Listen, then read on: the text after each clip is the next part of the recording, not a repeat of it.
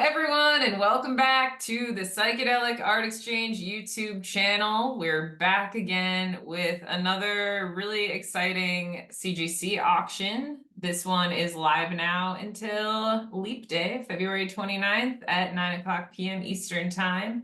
We've got a handful of posters we want to talk about today, starting right off with these two beautiful posters that are a pair. And they have some really cool features that make them unique and something that you want to keep an eye on.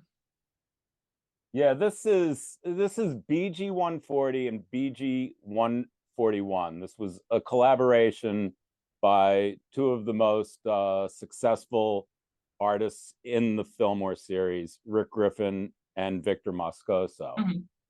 They teamed up for this pair of posters, which really is some of the finest art in the series. It is also signed by both artists. These copies are beautiful signatures of Rick and Victor, and in high near mint grade. This is a real find. I mean, this is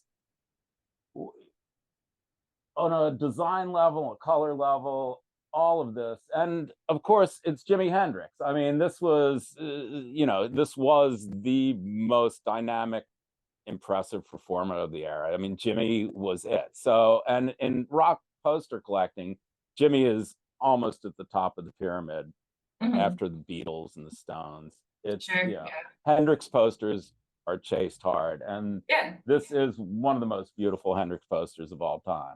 Yeah, it absolutely is. And that one is tied with this Iron Butterfly poster, which I think the Iron Butterfly show happened first, right? Or did it happen second? It was the following weekend, according to this poster. But also on the bill, I mean, Iron Butterfly was a thing. They had that album In-A-Gadda-Da-Vida, and it was very popular at the time, and it was a whole album side. But the bands beneath the opening bands, Sir Douglas Quintet and C Train, I personally would have been a lot more excited to see. C Train was Peter Rowan's side project. It was a bluegrassy rockin'. The first record is wonderful. It really is a piece of wonderful recording. And Sir Douglas Quintet, I mean, that was Doug Somm. Doug Somm was the artist from Texas. I mean, he was the Tex-Mex sound. He was rock and roll, and he brought that sound to San Francisco. Really never got too popular, but like dig in. Doug Somm's a very important artist, and someone, if you're into Texas music, you should look into. So yeah, these are really the lead lots in the auction. But after that, there's a couple other exciting things to talk about. BG 17 in 9-0 grade. This poster is one of the most difficult early Bill Graham posters to find, because it's the Dead and the Airplane. They were the most successful bands. The Airplane were early on the favorites. They got the first recording contract. They became stars. And then the Dead were not at the time, but time told what, who ended up preserving this whole culture and bringing the music forward for future generations. So yeah, and this is hard to find in top shape. Beautiful piece. So I would look at this 9-0 grade. It's got a little bit of toning at the bottom, but other than that, I don't see much wrong with it. Yeah, the colors. So let's turn to some of the Family Dog pieces that are in the sale. This piece, I mean, artistically, one of the most successful pieces. Again, this is when Victor Moscoso was playing around with opposing colors and how they worked. And this piece really is, it's always used as an example of art from the period. In fact, there is a copy hanging in the Museum of Modern Art in New York. So this, in a 9-8 grade, practically unimprovable, something that Family Dog collectors should be focusing on. Yeah, it's already getting some attention just a day into the auction. So for sure, keep your eye out on that. And then we have an uber grade. We have a 9-9, and this is FD 34, and it was, not by one of the regular artists. It was, God, I don't have my glasses Steve Rennick. But I mean, it's simple and it's beautiful, and it's 13th floor elevators. Again, Another tech that Texas, started.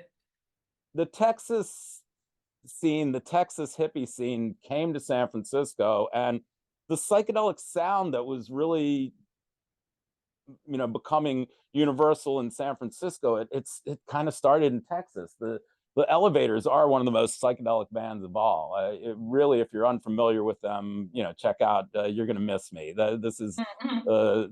a documentary about Rocky Erickson and his twisted life. It was also the Yeah, title of like one of their best songs. yeah.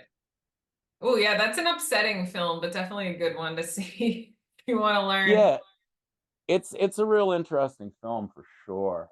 So this is, yeah, just a really hot poster, and it's a 9.9. I mean, those of you that are chasing grades, when it comes down to it, a 9.9 is going to be very difficult to improve upon.